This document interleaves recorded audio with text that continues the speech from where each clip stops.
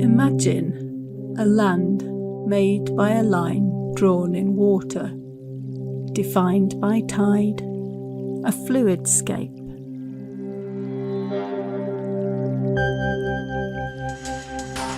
Saltmarsh.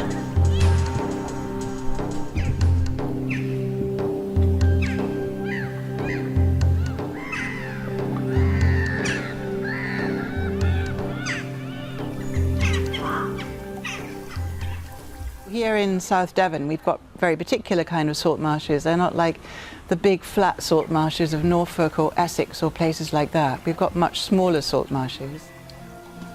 And salt marshes in many ways are nurseries. So they're nurseries for small birds, they're nurseries for fish, and of course you've got all the creatures that live in the mud underneath, and very extraordinary plants that grow in them, like sea aster, which have adapted in different ways to be able to deal with the salt.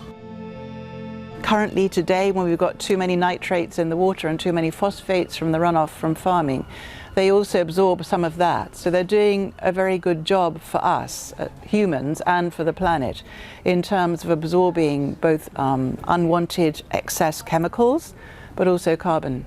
It's almost like salt marshes are alive because they breathe in and out every day with the tides, and the tides are controlled by the moon. And I think it's that adaptability which also intrigues us as humans. Eroded, erased, silted, fecund, covered and uncovered, is shaped as we are by ebb and flow.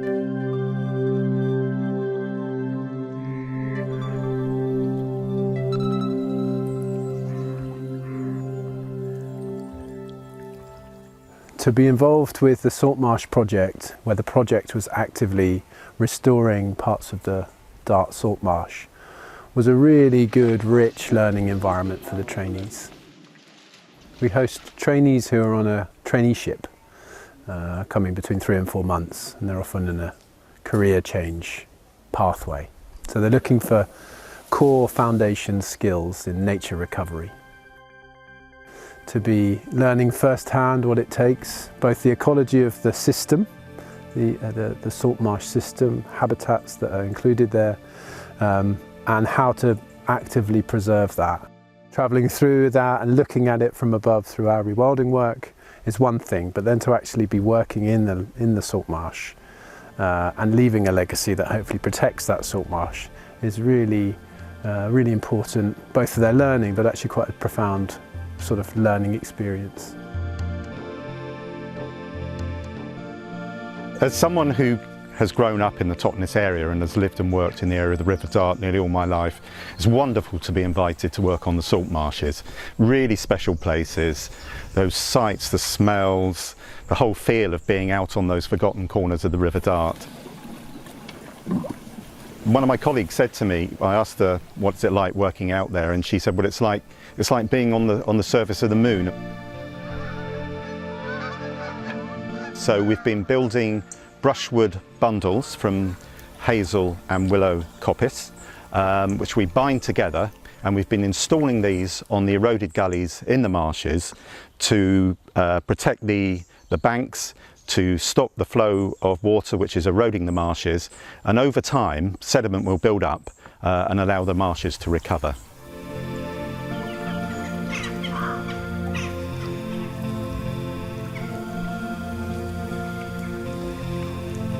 This small area of marsh called Long Marsh is very close to the middle of Totnes and comes at the end of a very popular riverside walk. Creating this boardwalk to replace the broken one that's been here for decades has enabled people to come and explore the marsh without damaging it and to learn about the marsh.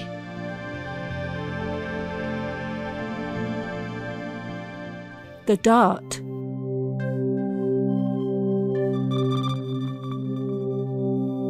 Hinterland, edgeland liminal.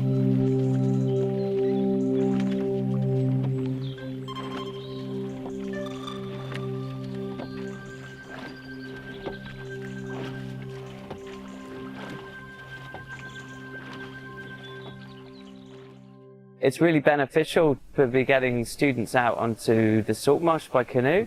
They can see this really interesting, important habitat that they're studying in school, but in a way that it makes it totally real. And look, it's just right here, right on their doorstep. The river runs right past their school. They see things actually happening. They get a sense of a dynamic environment in which what the Saltmarsh is part of, because they're there paddling with the tide, going out, and then with the tide coming back in again. So they're part of that dynamic environment. We actually use the tide to move ourselves along.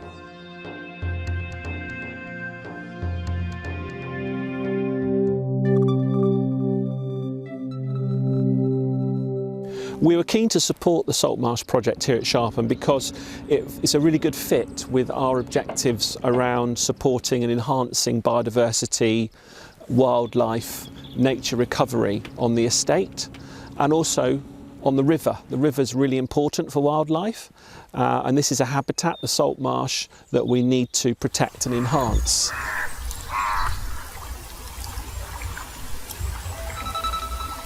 It oscillates with some between repulsion and fascination.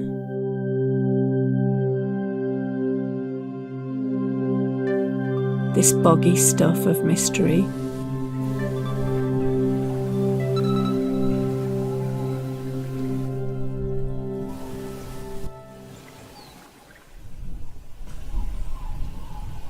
Going into the landscape as an artist and really exploring it, it was quite existential because it's such a powerful landscape and it's so unusual.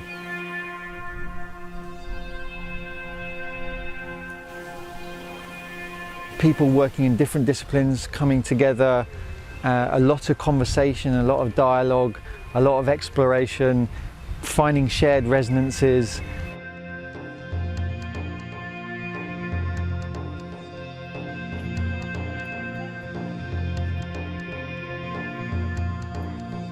I mean, to be honest, I didn't know very much at all about Saltmarshes, so I definitely learnt about, yeah, the kind of the fragility and vulnerability of these kind of threshold in between spaces.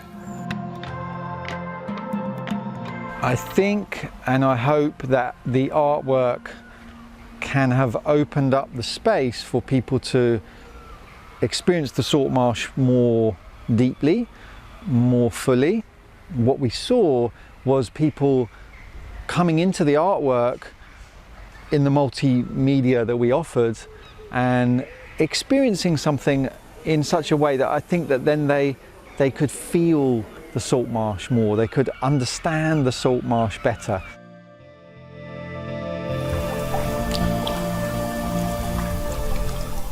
Carried down by sticks and stones and feathers and bones, they rise up in the burbling around the reed bed.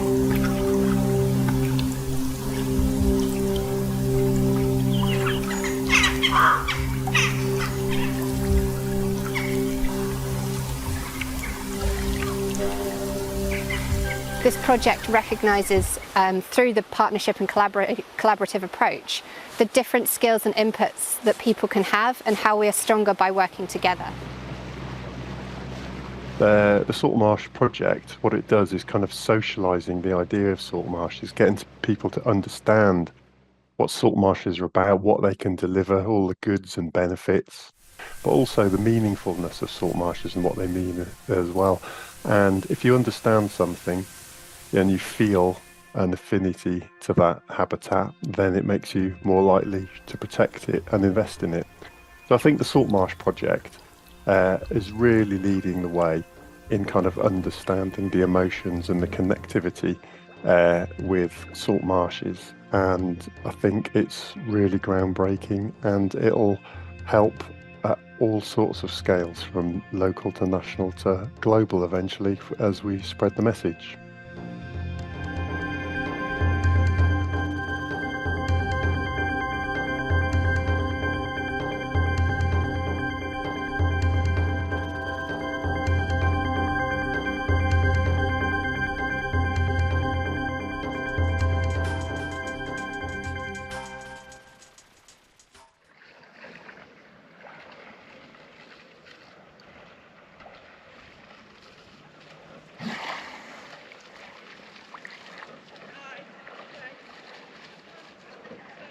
My salt marsh has to be imagined, else how could we encounter it without destroying it further? There are only the unmeasured paths of the imagination that can lead us there.